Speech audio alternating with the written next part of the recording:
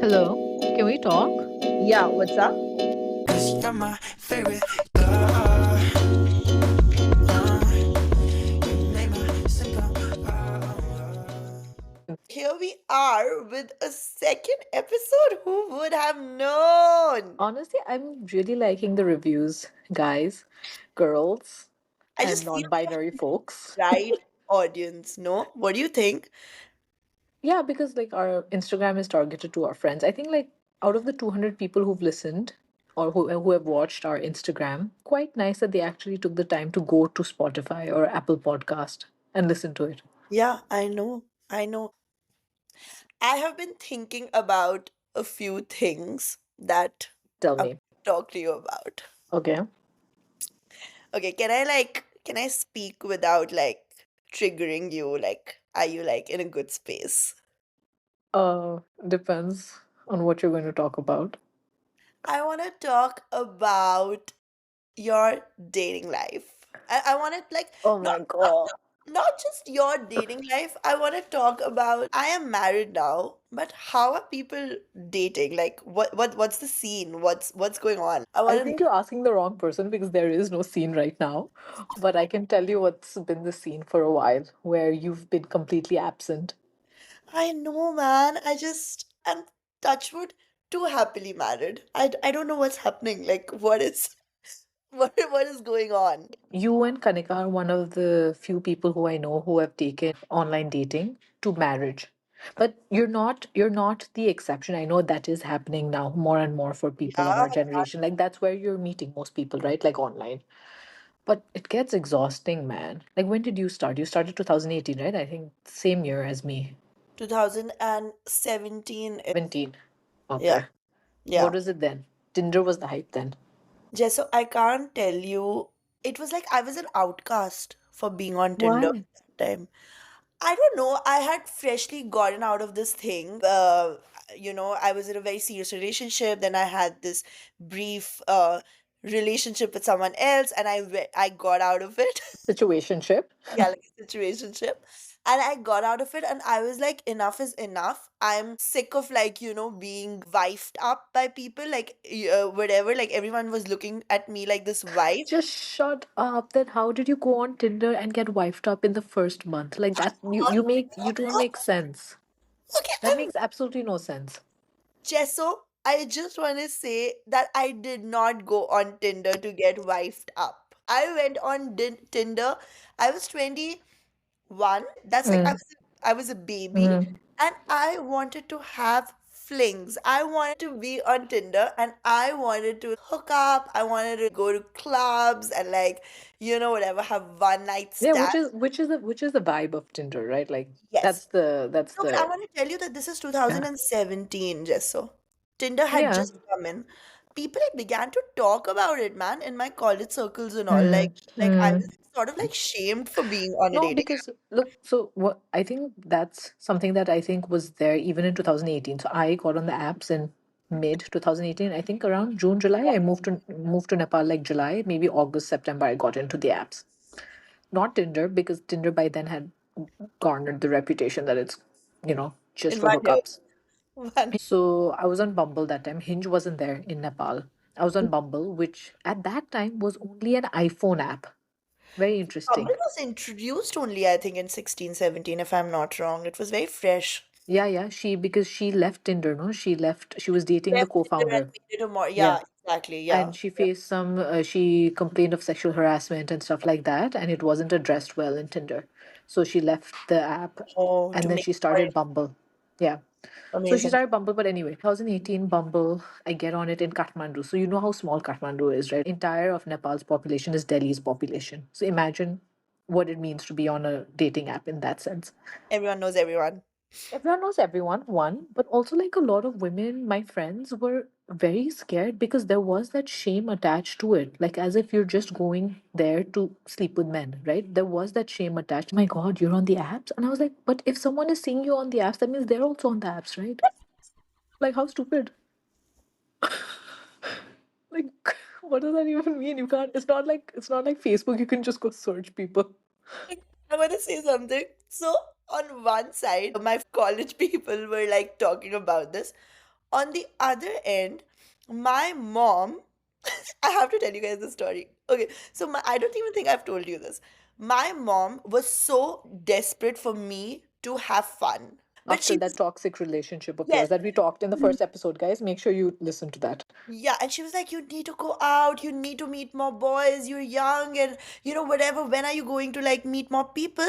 And she literally pushed me to Mm. join the app. My mom pushed me to join Tinder. I joined Tinder, and now, of course, she's pushed me, but she's a mom by the end of it. So my mom thought it's like Facebook.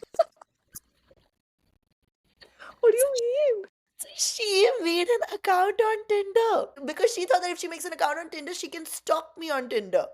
Oh my god, I didn't know this. You haven't told me this. Yeah, I don't know why I did.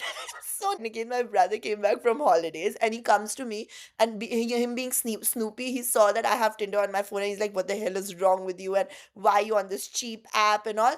And then he goes back to the drawing room and he's snooping around my mom, and then my mom also has Tinder. Funniest thing ever. And then we had to sit down and explain to her that, listen, Mama, you're gonna be like, you're gonna be in the market. And then Oh she my deleted it. god. Wow.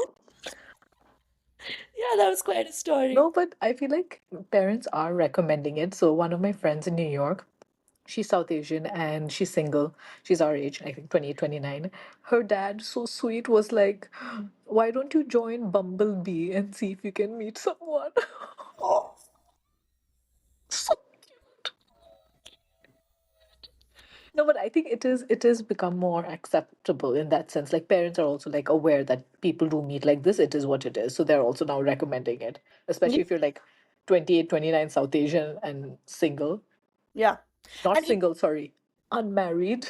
I just feel there is a Facebookization of these dating apps that is happening. Now I'll tell you what do I feel like. It's like, Okay. remember how uh before Facebook was like really cool. Everyone wanted to get on it. You had your friends, you had those cringe statuses, and it was like a way for you to have your own community away from Mm, parents and relatives and mm, think they're mm. so cringe, right? And the moment it became more acceptable with the parents and like Instagram became more acceptable and you had more parents and relatives, it slowly became more uncool. People started looking at other places. So I feel even with Tinder and Bumble and all, the more that parents are accepting it, the less, like, I mean, I don't know, the less cool it's becoming. Like, I No, don't know. man, it's not even that. And I'll tell you, like, it's exhausting. I was on it, what, 2018 I started. I met like really nice people. So I've used it in Kathmandu, I've used it in Boston. And now Mhm. eventually, maybe, I don't know, I might use it. This is the first time I've been single and I've not run to the apps, where I want to discuss why. yeah, like I don't know, this will actually be a nice reflection point. I haven't run to the apps. I've just been like, it's been 3 months and I'm just like, I need time, yes, but also like that's not my first go-to. But in 2018, so obviously we're like 22, 23, you're not that exhausted, man. I think it's with age also. Mm-hmm. And I went on a few dates in Kathmandu. It was nice. I met a bunch of nice people, most of whom are on my Instagram. I Dude, we don't need. why do I have so many people on my Instagram? It's open. I don't want to remove people, and now I've been like collecting friends on on Bumble, like as if it's like Pokemon cards. Because of you, all your exes and all your flings are on my But Instagram. these people are not my exes. I've not had a relationship with them. I've had dates. Okay, fair, fair. All That right. and like some of them I'm still friends with. Like I talk once in a while to just be like, hi, what's up, what's happening? Because I connected with them on some level, so I still like, had that connection as Okay. friends. But anyway, so 2018 to 22, I was using it. I met my ex 2022 on Bumble. Yeah. And those 4 years, if I reflect back on it, bro, it takes a lot of you to swipe, start talking for a few days, see if you connect or not, and then decide where to meet, finally meet, make small talk. And now I'm thinking about it and I'm just like, it just seemed like too much work. Like there's Really? no return of investment at this point. At this point, right now, when I'm really emotionally exhausted. I get it, but I remember I was personally extremely good at my Tinder game. Like I was so Oh my good. God. How Just can you say that the other person has to tell you if you're good or not? I know I was really good. I know it because it's not only the kind of messages that I send to people, Okay. okay? That was another story. I think I was on fire. I was funny, witty. I would like talk, I would flirt, whatever. All Okay, that okay, was one great. second. Before you, I just want to. How many dates did you go on from I didn't Tinder? go on any dates, Exactly. zero. But Exactly. I spoke, Exactly. but I spoke to many people. Just shut So, up. oh my, the number of women on dating apps is this small. The number of men is this small, especially Tinder. Yeah, You but can my game talk to was all of them. exactly what I'm going to say. That forget the messages and all that I sent, which were like A class. Anyone who wants tips from me on how to talk on dating apps can like contact. Talking is not the talking is not the problem. I think people want to hear how it turned into a marriage. Anyway, okay. And second thing was, I feel that I have this knack of picking up gems from trash. Okay, I just do. I just do. That's Who why have you picked up? That's why I'm so good with even Sarojini Nagar. Okay, if you know, I'm Sarojini Nagar queen. I literally go to Sarojini Nagar and pick up the best clothes that people are just like, oh my god, where did you get it from? Like, I'm so good with thrift stores. And I feel Tinder is a lot like thrifting. Like, you need to know what to pick up, where to draw your line and how to identify the right thing that's going to get the eyeballs. And You, you and know what? You're right. Okay. Okay, I have a thought. Okay. okay. And I think that's how I think I had the eye. I would match with lots of people. I would talk to people. I remember there was a UNHCR. There was this person who was working from Mexico. He asked me on a date. I didn't go because I was like freaked out. And I met like a bunch of really good looking men, like intelligent men on Tinder. I This just was did not this was go out. Delhi. This was This Delhi, is Delhi. right? And I met lots of like cute guys and they asked me out and I never went. There was a Kashmiri guy who asked me to come meet him at the bakery. And then I swiped on Sahil. One night on a non-Tinder organic date, I went out with this guy and it was a disaster. And he asked me, why do I have to go to college? And he had like Who? golden streaks. I went out on a date with this guy. Okay. The Not night Sahil. I met Not Sahil. Sahil. Night I met Sahil. Okay. And I Two came back. dates, one night. Yeah, and that guy's surname was also Khetrapal, by the way, okay? Quite a Tinderella.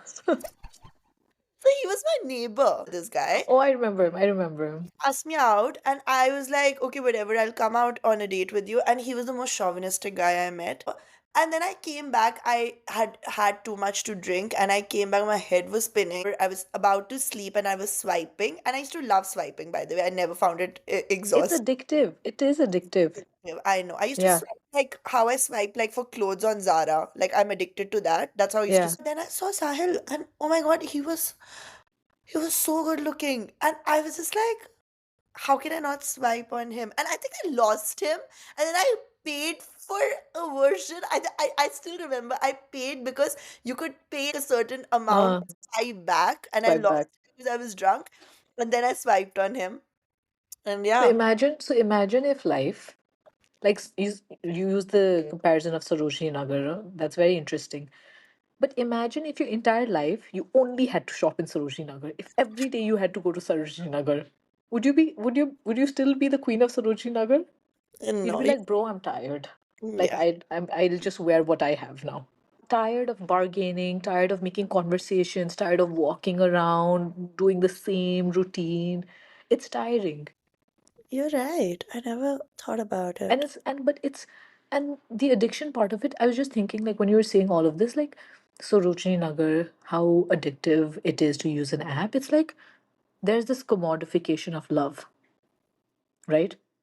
It is like a thrift store where you need to, in a sense, talk to people who've had other flings in earlier, who've had their own challenges in relationships. So many people on these dating apps right now, you need to ask them. Like literally, it's a whole conversation between among single women. You have to ask them, are you dating anyone? Does anyone think you are dating them? Or are you completely single? Like these are questions because people at our age obviously have had multiple relationships. So you need to be sure of whether they're completely over their ex, emotionally, physically, everything. Then start the whole process of also taking yourself out of that whole, addiction of going back to the apps. It's like there was this, I think we shared this article a long time ago about how dating apps are structured like the slot machines or like the casino.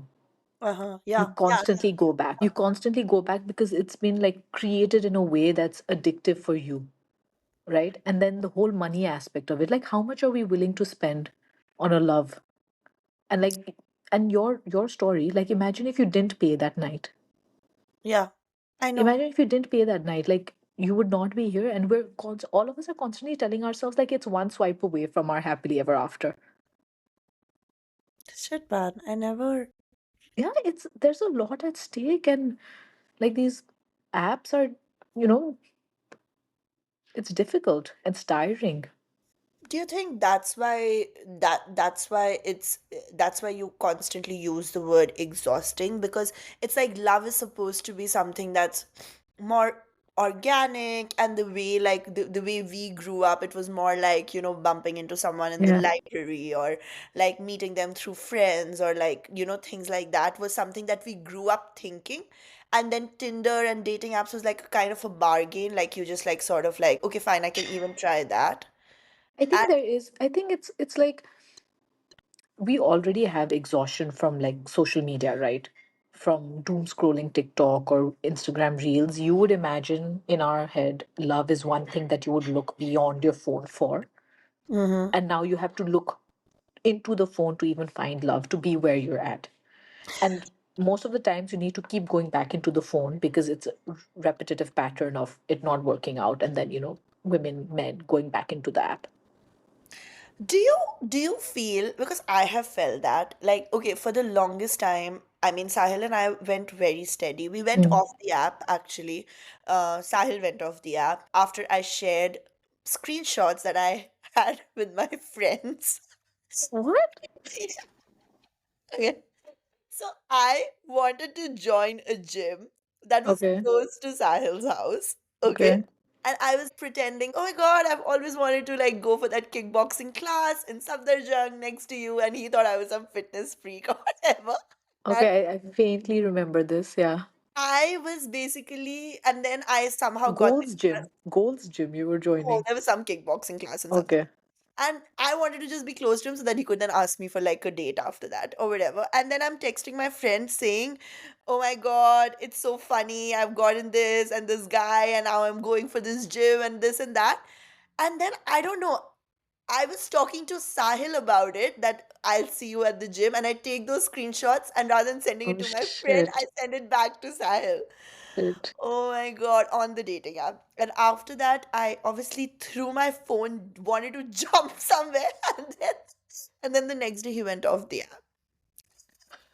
To get away from you or to just Oh, it was just such a coincidence. I was like, up to gaya, like he's never going to like talk to me and all. But then we reconnected on Facebook. But I always feel that Sahil and I went off the app, and then we like sort of dated normally and naturally, Yeah. and had Yeah. our normal challenges, and dated for 6 7 years and then got married, right?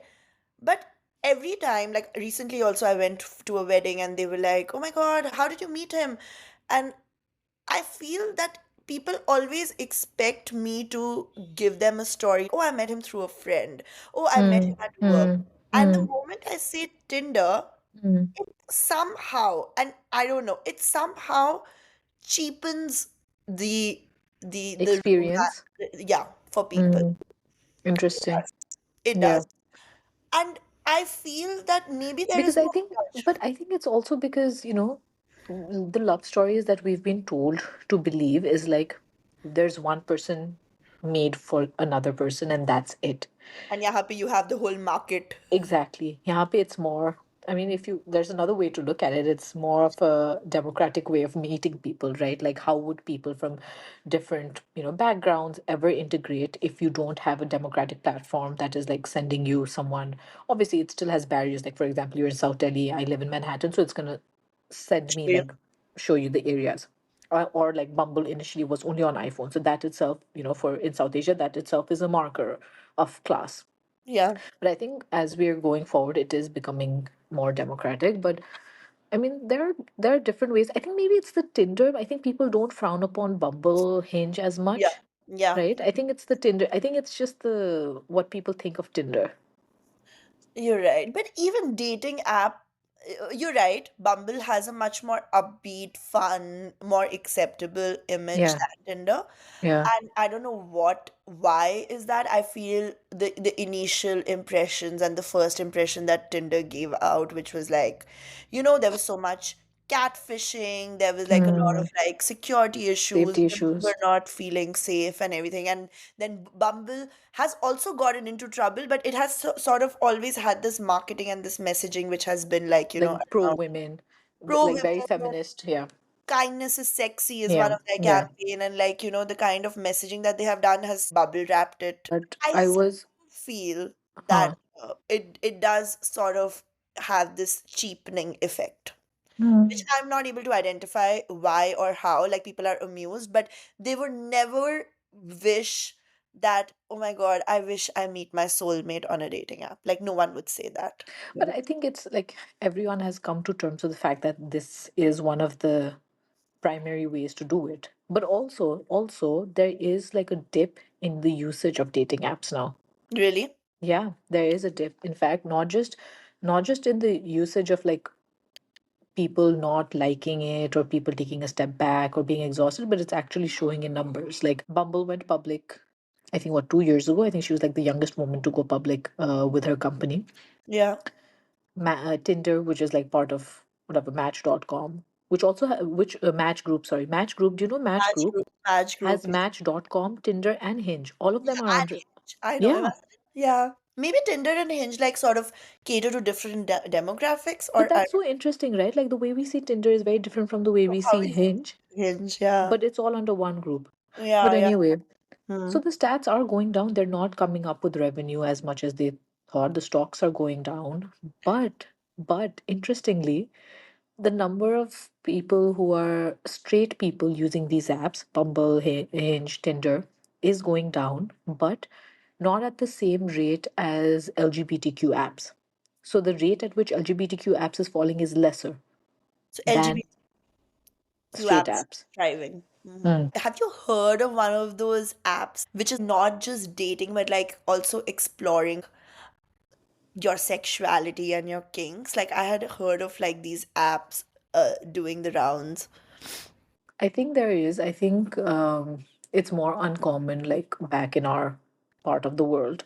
But I Yeah. think here it's more common. I think Field is one of them.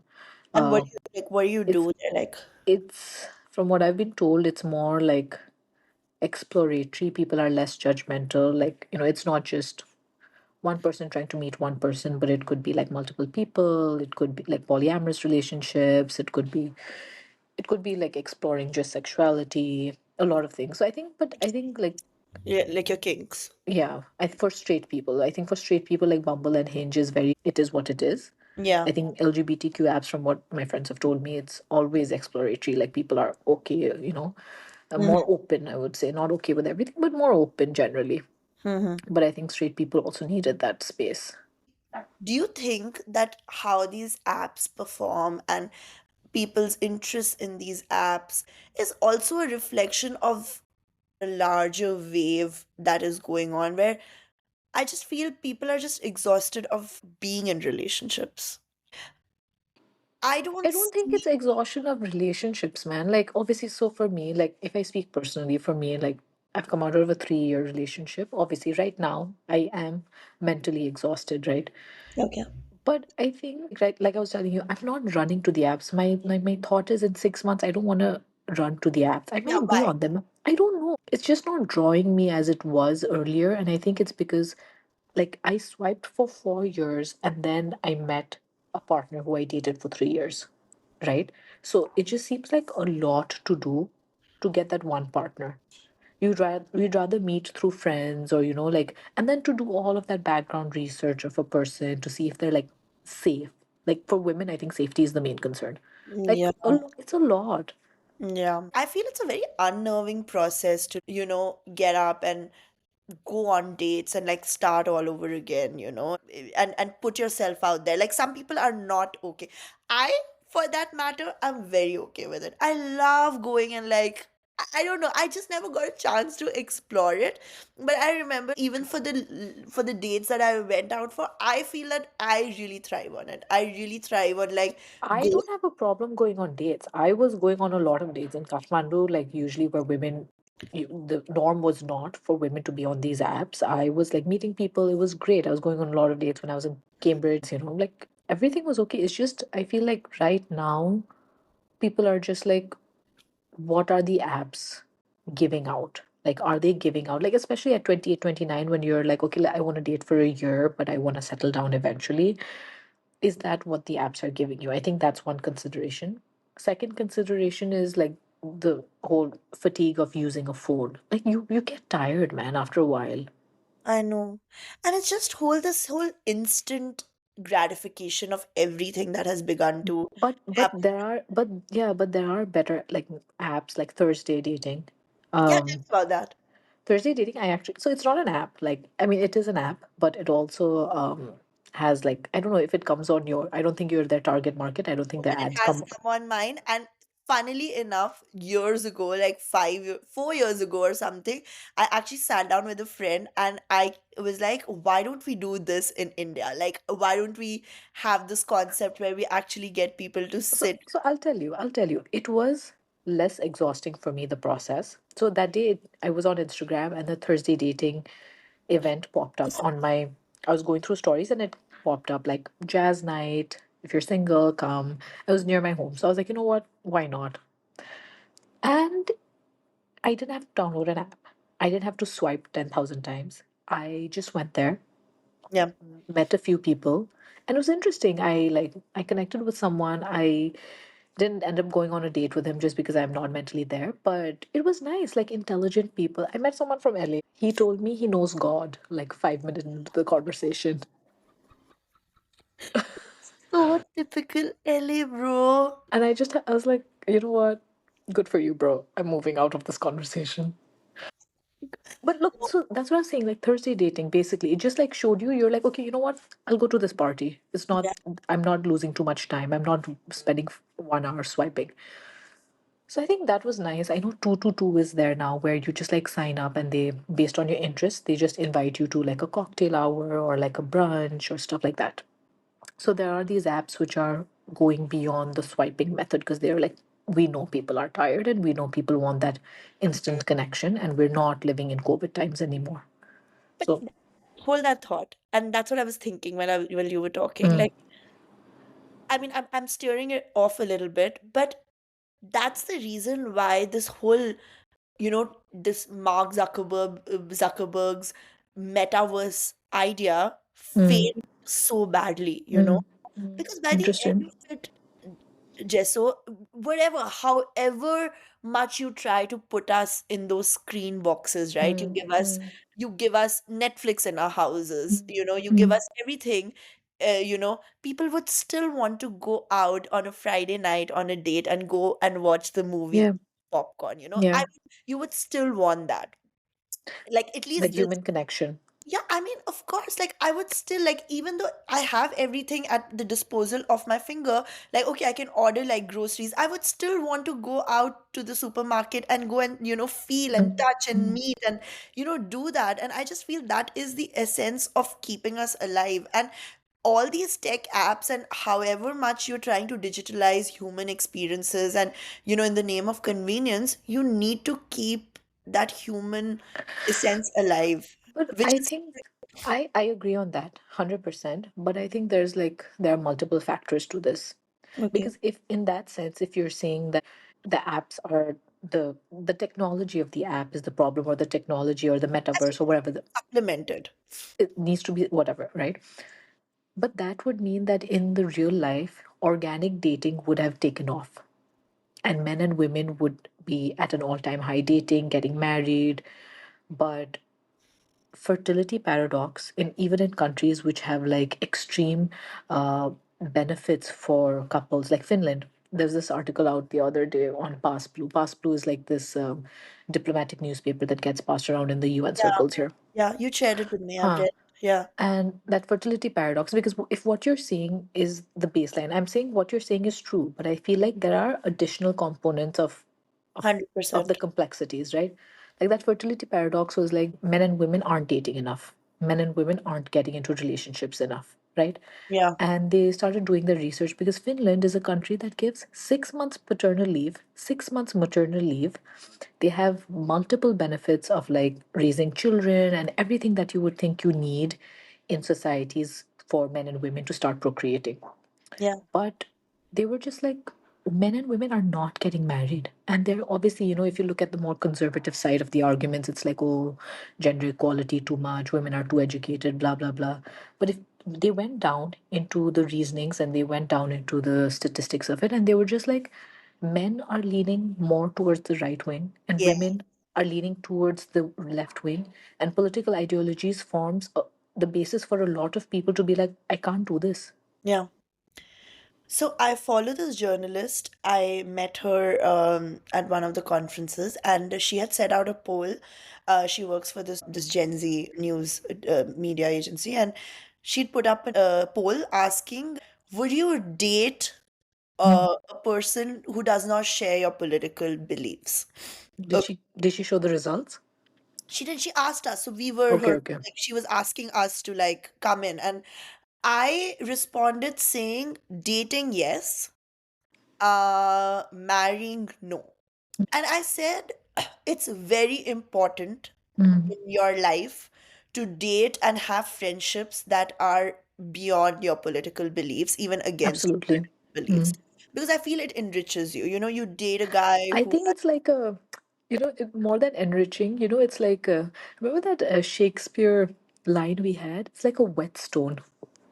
yeah, to It's sharpen your, to sharpen your knife. It's like a whetstone to sharpen your arguments on both sides, right? Because there are loopholes in a lot of our arguments and how we're thinking. So if you're constantly engaging with people from different political values, you are doing yourself a favor in one sense. Of course, it's exhausting, and no one's saying go, be crazy with your conversations, but it also gives you an opportunity to actually like sharpen your arguments and look at the loopholes in it. understand why I am of the belief, honestly, that if there is a political belief, it exists from it came from a need, like from a gap, right? Today Donald Trump is in power. Today there is a wave of right wing because there has been a gap, there has been a dissonance, there has been, dissatisfaction. So I like to hear what people want to, like, what would a right leaning man say to me, Mm. and And what have they said to you?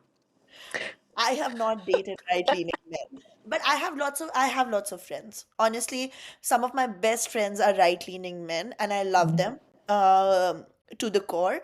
But I do not agree, and I feel I bring that balance in their life, and Mhm. they bring a little bit of balance in my life. So my response to her was that I would date and I would have friendships, but Mhm. a very long committed relationship where I have to marry, I have to raise my children with that person, I cannot do it because then even Yeah. where I'm spending my money, everything, like, your politics I determine. think I think for me, I have some challenge in that in maintaining, maybe it's my bias. Like a lot of right leaning women I know in my life, I will still listen to them because I'm just like there is some Have form more of right like leaning women by the there I mean we all have family members, yeah, family members, yeah, older family, especially older women, right? Like yeah. older family members and I women, have cousins also. and Yeah, older family women, like I listen to them, I give them that props. But if like an upper caste, upper class, right leaning man is there, because I remember having this conversation with this guy from Nepal, and he's like, when I'm in the US, I'm left wing, but when I'm in Nepal, I'm right wing. yeah, yeah, And I was like, that's because of privilege. yeah, That's what privilege is, and that's what being a minority sometimes makes you think about certain things. yeah, So I think like I'm very open to having conversations. I think, that is important. Even at Harvard, like the Federalist Society, which is the Republican Society's sort of like wing. There were a lot of people, very interesting conversations. I think for me, I guess having very intimate relationships and friendships is the challenge. Yeah. Like maintaining friendships with people from different ideologies, fine. They don't make decisions in my life, I don't make decisions in their life. But like you're saying, when you're married, a lot of decisions you need to take together. Yeah. And obviously, any decision will be a repercussion on both spouses, right? Yeah. So then what do you do in that situation where political ideologies form the basis of that decision? But then I'm just thinking about it that all of this, and if our theory is actually correct, that it's not only dating apps that is seeing a plunge, it is like this, this whole fertility Mm, paradox. People are dating less. They are, mm, the whole thing that happened in South Korea also, right? Like movement that mm. happened over Oh, there, for like B for B movement. movement, for B Yeah. movement, right? That happened in South Korea. So it's like there are politics at play, right? That is Mm, making mm-hmm, some segments more powerful and mm-hmm, some segments less powerful, right? mm-hmm. And we know where what, like we know in America also how it is playing out, right? And if privilege is what makes you Consider aligned your. to a certain Mm-hmm, thing, then this divide is only going to increase, right? mm-hmm, Like with mm-hmm, this polarization. mm-hmm, So it's not only between left and right, it is also who left is serving and mm-hmm, who the right is serving. And mm-hmm. if this divide, deepens more and more, then it is not only men, like it is not only a country, it is not only a nation that is getting divided, it is also, turning into a battle of sexes because then, I don't think it's a battle of sexes. To be very honest, there are left leaning men who have very problematic ideologies. Like practice and preaching are very different. yeah. So I don't think that it's just a sex thing. I think there are other identities at play as well, right? Because a lot of women in Nepal, I know, older women, like I was saying, are very right leaning, and they look at any form of left conversation around the left as demeaning, as saying that this is traditional values and this is what we should follow.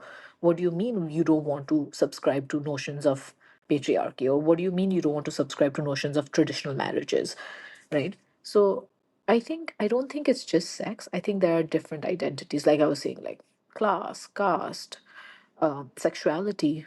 I think all of it plays into how we look at privilege and how we decide where we sit on the spectrum of politics. But yeah, no, it's very interesting because there's a right wing dating app called The Right Stuff. Have you heard about it? No, I was gonna ask you. So I feel in my head the only solution that we can resort to is to like be in our lane, like if you like create a South Delhi dating app and only meet like boys and girls in that region, and date happily, yeah. Like everyone will date, like everyone will find their people and like date. No, but then how does society democratize, right? There was this Nepali dating app that came out, and they put caste Yeah, as options. And a lot of people who are very traditional, slightly on the center right, were like, you know what, this makes sense. Like it's very difficult for us to make these relationships. Our parents will never agree, so this is what I want to do. Or like religious dating apps, right? yeah, But on the other side, you're like, but if you do that, then society will remain exactly as it is. You will yeah. never go beyond what we're, and all the problems we're talking about by being in pockets and bubbles of privilege, those will never pop. This will never pop. So No. then, so then, if you're in the same lane, then what do? Never pop the bubble? I think for me it was popping the bubble and how. And I'm so proud of my decisions, like knock on the wood. Like I So think you were in South Delhi. Sahil is not a South Delhi boy. How did he pop he in your was app? no, but he was a South Delhi boy. He was from Muradabad, but he was living in South Delhi. He was living in Safdarjung. Okay. But yeah, but I think you were right. Maybe like the whole Mm, conversation can come full circle with this. mm, And I think if I did not go on Tinder, if I did not meet Sahil, if I did not date him and pursue him and whatever, if all of mm, that did not mm, happen, then my course would have been me letting my parents decide who I want Mm. to get married, or me choosing a partner from the circle, Within your circles, within the circle. Sahil was within absolutely out of my circle. I had no within the institutions that form the circle, within, family, personal, and 100%. life institutions, which have already segregated us into certain caste circles. Yeah. And I think me get like, finding Sahil and actually challenging so many traditional beliefs that my Norms, societal norms norms. that my father came with, like, you have to get into a business family, you have to have someone, in Delhi, in our society, within our connections, someone we know, someone who does our business, Mm, someone mm, who's like just us, mm, my mm. dad, my A dad said, replication of your family, but yeah, better. I need someone who is us. But Yeah, better. better. Yeah, but better. And the whole thing was that he adored Sahil, but he just couldn't agree to the differences that Sahil brought. Mm, And I'm mm, just so happy that mm. I did this. And he's slowly like realizing all of this, and it has brought so much balance, so much humility, so much perspective into our family. So I And think the all question thanks to Tinder. so the question is, I think the question for people, for our listeners is, what is the sweet spot? Is the sweet spot dating people from your political ideologies but different backgrounds, Hmm. or same background but extremely varying political ideologies? Because I think both come with its challenges, especially in like South Asian cultures where your families are very integrated into your marriages, right? Yeah. But Yeah. anyway, I think maybe we can leave with that question. Thank you. Thanks. Okay, And friends. to our listeners, This was our love bye. language, and hope you enjoy it. Cause you're my favorite